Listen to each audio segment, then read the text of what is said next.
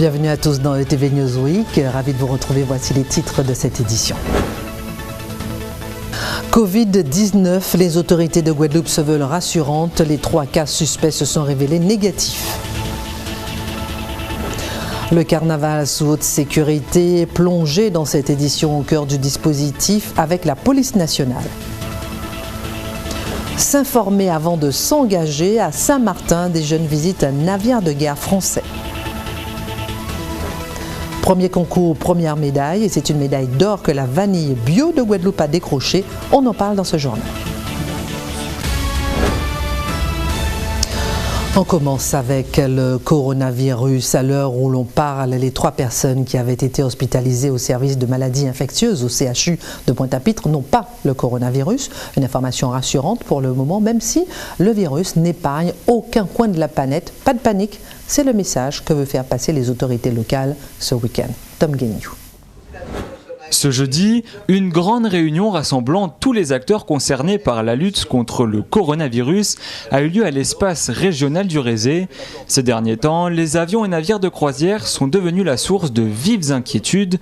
Les autorités publiques, l'ARS et l'hôpital se sont longuement entretenus pour trouver des solutions face au risque d'arrivée de voyageurs en provenance de zones à risque. Aujourd'hui, nous allons mettre en place un comité de suivi avec l'État, l'ARS, pour pouvoir suivre et attendre au cas où demain, car c'est une épidémie mondiale. On a parlé aussi des avions qui devraient décoller. Quelles sont les mesures sanitaires à prendre? Parce qu'il y a aussi des avions qui sortent d'Orly, de Charles de Gaulle, il y a en Amérique, au Canada. Donc nous avons posé toutes les questions. Aujourd'hui, notre rôle était de rassurer la population que les responsables au niveau de la région Guadeloupe ont tout mis en œuvre de manière à attendre et à répondre si cette épidémie touchait la Guadeloupe.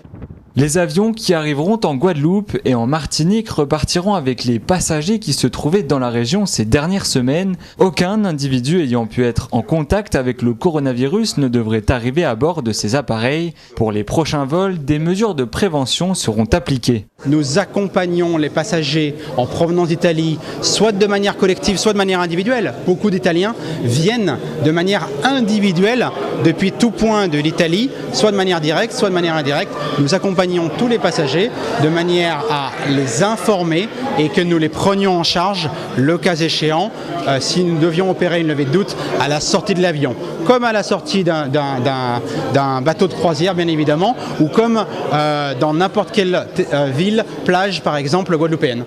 Acteur fondamental dans cette lutte contre le coronavirus, le CHU a renforcé ses moyens consacrés à la prise en charge d'éventuels patients.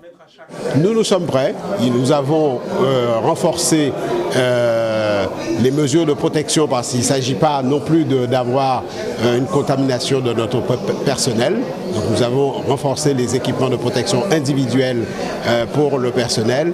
Nous avons revalidé le dispositif d'accueil des patients qui nécessitent une prise en charge hospitalière, à savoir une hospitalisation dans le service de médecine infectieuse et tropicale, dans des chambres avec un SAS, avec des pressions négatives. Et nous avons aussi,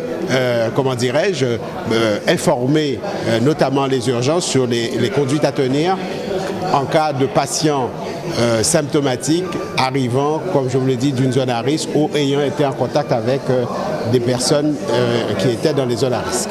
Si l'on provient d'une des zones d'exposition et que l'on se sent fiévreux, la meilleure chose à faire reste d'appeler immédiatement le 15 et d'éviter tout contact avec autrui. Un mot sur le carnaval qui a tourné la page 2020 cette semaine. Vous avez pu suivre sur ETV les moments forts de l'année. Le carnaval est souvent un moment de déchaînement de beaucoup de passions et cette année, un dispositif particulier a été mis en place en matière de sécurité. ETV vous propose en exclusivité avec Tom Guéniou de vivre ces moments en immersion avec la police nationale de Guadeloupe. Pointe-à-Pitre, dimanche gras. Comme chaque année, la grande parade rassemble des dizaines de milliers de personnes.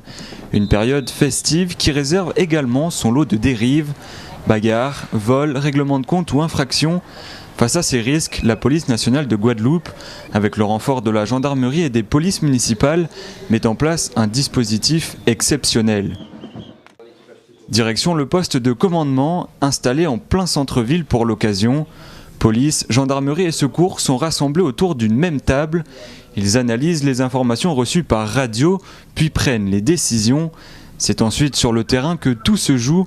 Objectif, lutter contre toute forme de délinquance et prévenir tout trouble à l'ordre public. Nous avons mis en place un important dispositif de sécurité, lequel rassemble 150 personnels tout confondus. Nous avons 100 forces de sécurité intérieure, à la fois de la police nationale, de la gendarmerie nationale et les polices municipales, qui viennent apporter un soutien sur le dispositif de sécurité à ce qui est organisé avec et des bénévoles et des agents privés de sécurité. C'est un dispositif exceptionnel puisque nous sommes ici sur une manifestation sur laquelle est prévu environ 60 000 participants. Donc il était important que l'on monte un lourd dispositif de sécurité pour que l'événement se passe sans incident. Au total, 900 barrières métalliques et 150 plots anti-véhicules béliers ont été installés. L'ensemble du parcours des carnavaliers était sous surveillance. Les entrées et sorties des véhicules étaient scrupuleusement contrôlées.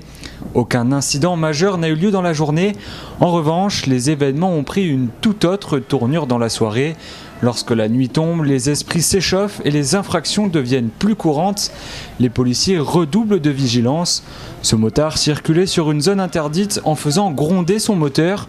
L'homme est immédiatement arrêté par le directeur départemental de la sécurité publique. Comme vous avez pu le constater, on a été amené à intercepter un motard qui était dans le périmètre, sur le boulevard Légitimus, qui est interdit à la circulation automobile et aux deux roues. Par conséquent, il était en infraction à l'arrêté municipal qui a été pris. Il a bien fallu qu'on l'intercepte pour lui demander déjà de lever le pied et puis ensuite de contrôler son identité. Et ensuite, on l'a fait ressortir sagement du périmètre. Plusieurs graves incidents ont suivi dans la soirée. En tout, 5 personnes ont été blessées par arme blanche, dont une victime avec un pronostic vital engagé. Sur la route, 870 véhicules ont été flashés pour excès de vitesse. Chaque jour, la police met tout en œuvre pour éviter ces incidents. Il s'agit d'un véritable travail d'équipe où toutes les brigades sont concernées. BAC, CDI, BST sont mobilisés. Ce dispositif de grande ampleur sera maintenu jusqu'à la fin des festivités. Restez prudents. Je vous propose de suivre à présent une visite guidée au sein d'un navire de guerre. Ça se passe à Saint-Martin. Les visiteurs du jour sont bien sûr intéressés par un engagement de la Marine nationale. Suivez notre envoyé spécial, Constantin Pelletier. Au port de Marigot, une dizaine de Saint-Martinois s'apprêtent à embarquer pour une visite inhabituelle. Ce matin, ils montent à bord de la Combattante. Ce nouveau patrouilleur de la Marine nationale mesure 60 mètres de long pour 10 mètres de large. La plupart de ces jeunes ne sont jamais montés sur un bateau. À l'arrivée, le commandant accueille ses participants qui vont pouvoir découvrir les entrailles d'un navire de guerre. N'hésitez pas à dialoguer avec nous, à dialoguer avec les marins que vous allez croiser pendant ces quelques heures parmi nous. Bonne visite. Je suis un peu peur, mais je suis bien. On va visiter le bateau un peu. Je me sens bien, ça fait... Je suis jamais monté sur un, donc voilà quoi. C'est l'aspirant Axel, élève à l'école polytechnique, qui mène la visite guidée. Donc ici, on est sur le point le plus haut du navire. C'est la passerelle. Donc on a le radar. On a deux systèmes pour les GPS pour se guider. On a aussi des caméras sur tout le bord, quelque chose qui synthétise un peu comment est la propulsion, les alarmes incendie, etc. Donc en fait, d'ici, on peut contrôler tout le navire. C'est le rôle du chef de quart. Le chef de quart, c'est celui qui en fait, on va faire des quarts dans le bateau. Donc il y a quelqu'un qui va être chef de quart de 12h à 15h, puis de 15h à 18h. Et le chef de quart, il est responsable de tout. Il y a une alarme incendie, c'est lui qui déclenche. Il y a un homme à la mer, c'est lui qui déclenche tout. Ici, on a le siège du commandant. Ça porte malheur de s'asseoir dessus. Ici, on a la caméra qui peut être reliée au canon d'1 mm, c'est-à-dire la caméra, elle voit quelque chose, elle l'envoie au canon, le canon, en même pas 2 secondes, il s'oriente dessus, et boum, on peut tirer en rafale. Donc, je vais vous montrer l'endroit le plus important de la navire. Quand on fait du quart toute la journée, on est fatigué. Quand on arrive à table, c'est le moment, c'est un peu la pause du marin, quoi. C'est pour pour ça que c'est très important d'avoir un bon cuisinier, une bonne cuisine. Même le pain il fait à bord aussi. Voilà. Tous les matins, du pain frais. Direction la salle des machines, avec explication sur les moteurs hybrides de la combattante.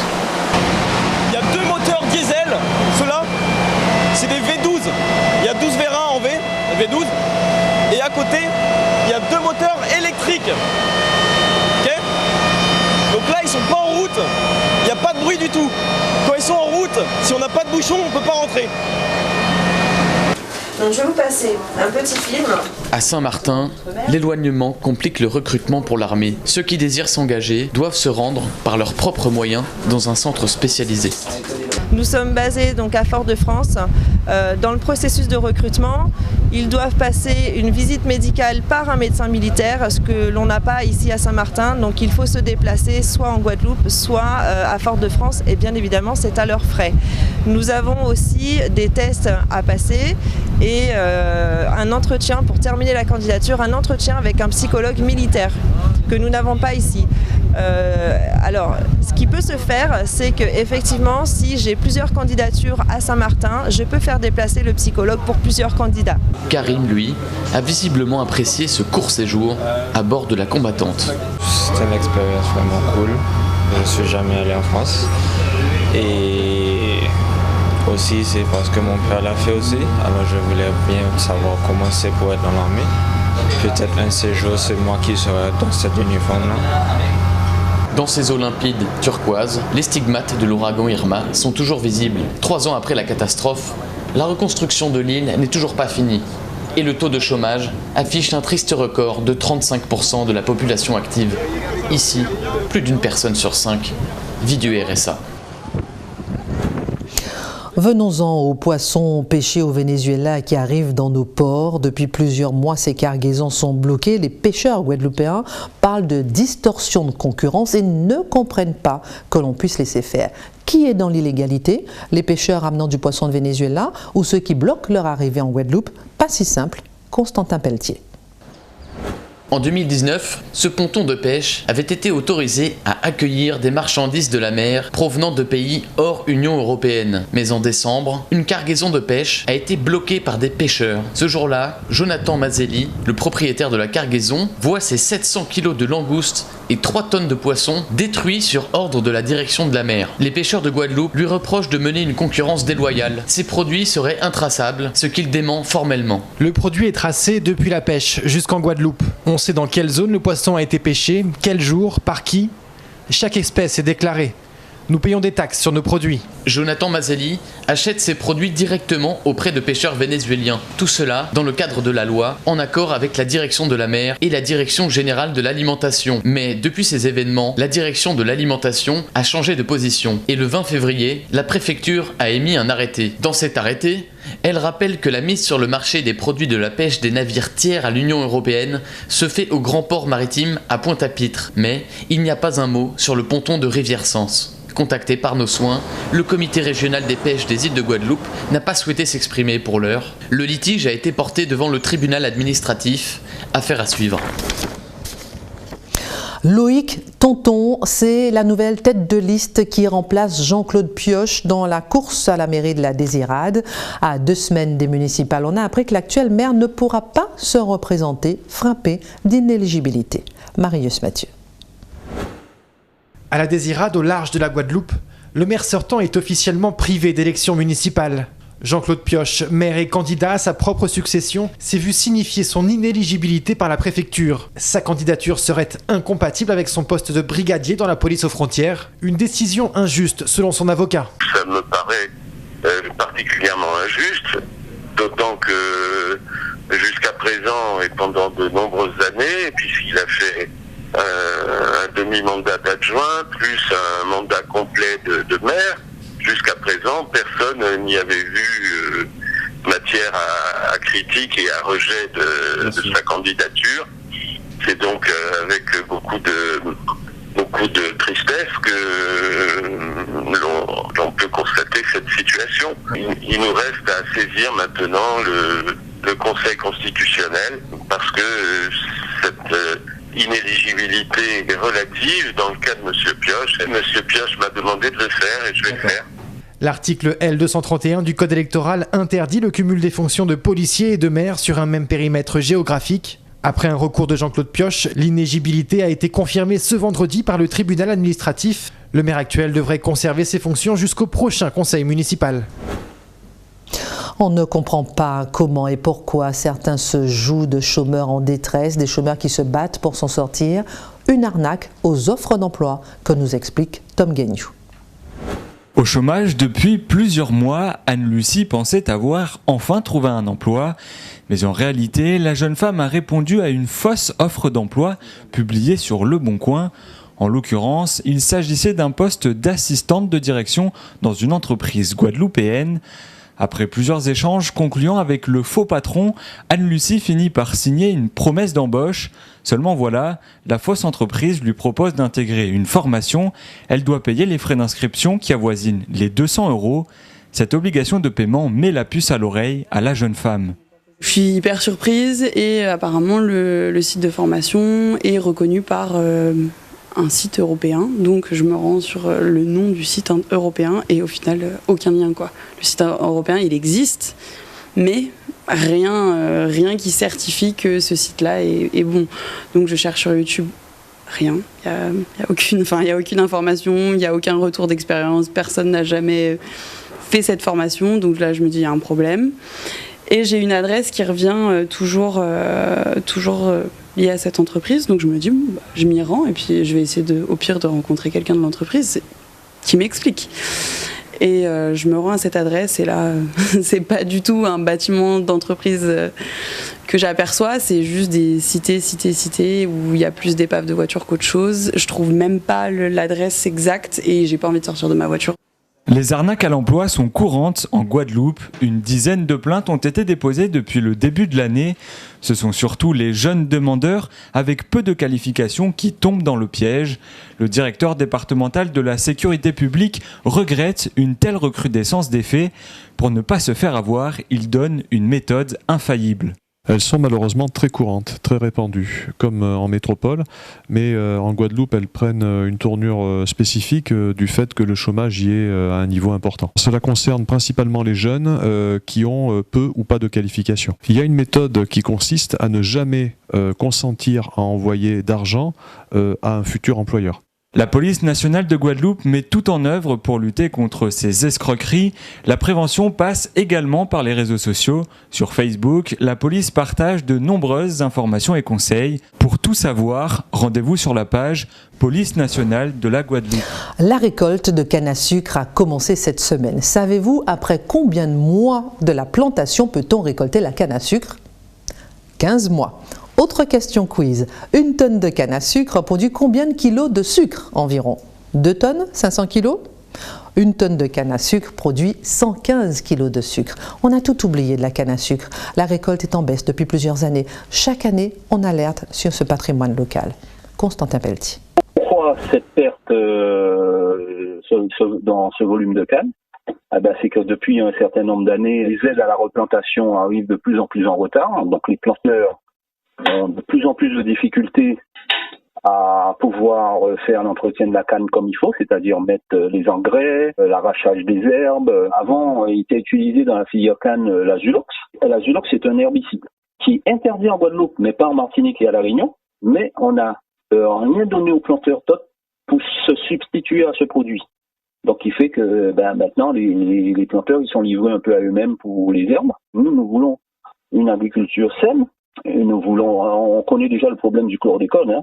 On ne veut pas se retrouver encore une fois avec un nouveau scandale comme le chlordécone. Tout ça, c'est de plus en plus difficile pour eux, qui fait que les rendements à l'hectare sont en baisse. La filière canne, c'est quand même l'une des économies principales de la filière agricole en Guadeloupe. S'il n'y a pas des aides, c'est des emplois qui se perdront. La France, à travers cette aide POSEI, subventionne énormément cette filière agricole, justement pour maintenir ces emplois. Chaque année, en aide, l'aide POSEI pour la canne à sucre, c'est 38 millions. Hein. Pour la canne à sucre, c'est 38 millions. Une grande partie de cet argent va pour les industriels, pour aider justement à maintenir le tissu industriel. Une grosse partie de cet argent, pour nous, n'est pas utilisé comme il faut. Qui bénéficie actuellement dans le monde de l'agriculture, c'est encore des grands groupes nationaux, qui sont actionnaires dans nos usines en Guadeloupe, quand vous avez le groupe Cristal Union, Tereos, la Martiniquaise, c'est des grands groupes français. Pensez que les aides à la replantation de 2016 n'ont toujours pas été finies de payer. Et c'est quand même l'État qui garantit ces aides. Pour nous, l'État subventionne encore des grands groupes. La culture de la vanille en Guadeloupe a elle aussi fortement diminué, mais heureusement, il y a des passionnés qui s'en chargent. On vous en avait parlé lors d'une de ces éditions dans ETV Newsweek. La vanille bio de Guadeloupe concourait pour la première fois et a remporté la médaille d'or. Quel concours, quelle précision, Marius Mathieu. Elle a décroché cette semaine la médaille d'or. Présentée ce mardi à Paris au concours général agricole, la vanille bio de Cédric Coutelier a su faire la différence dans sa catégorie. Cultivée en symbiose avec la nature sur les hauteurs de Sainte-Rose, l'affinage spécifique de cette vanille guadeloupéenne a retenu toute l'attention du jury. Il y avait 5 candidats, Mayotte, la Guadeloupe, et puis le reste c'était des Réunionnais. Le fait qu'il n'y ait que 5 candidats, ça a obligé à donner une seule médaille, c'est-à-dire qu'il aurait fallu qu'il y en ait 6 pour avoir une médaille d'argent. Pour la vanille planifolia qui me concerne, j'ai eu, je crois, une note de 17,5 sur 20. Voilà, on a concouru avec les grands, les producteurs de vanille habituels, et on n'est pas mauvais. On fait un bon produit. C'est pas anecdotique la vanille de Guadeloupe maintenant. On n'est pas que des petits producteurs comme ça. Ouais. On est à la hauteur. Moi, ça me conforte dans mon métier. Et puis, ça va sans doute inciter mes collègues producteurs à peut-être à concourir les prochaines années. Et puis, de continuer d'installer des gens dans cette filière. La Guadeloupe était représentée pour la première fois dans ce concours de vanille. Avec cette médaille d'or, la qualité de la production locale résonne désormais à l'échelle internationale. Avant de terminer ce journal des nouvelles de France-Antilles, on en saura un peu plus cette semaine. L'offre de reprise de Xavier Niel doit être déposée ce lundi. Il prévoit de reprendre entre 115 et 135 salariés du groupe sur les 235. L'homme de médias, l'homme d'affaires, estime à 10 millions d'euros le budget pour tenter de relancer le quotidien. Voilà, c'est la fin de cette édition. Merci encore à Laura Mann qui m'a aidé à la préparer. Merci à toute l'équipe de ETV. Excellente suite de programme sur ETV.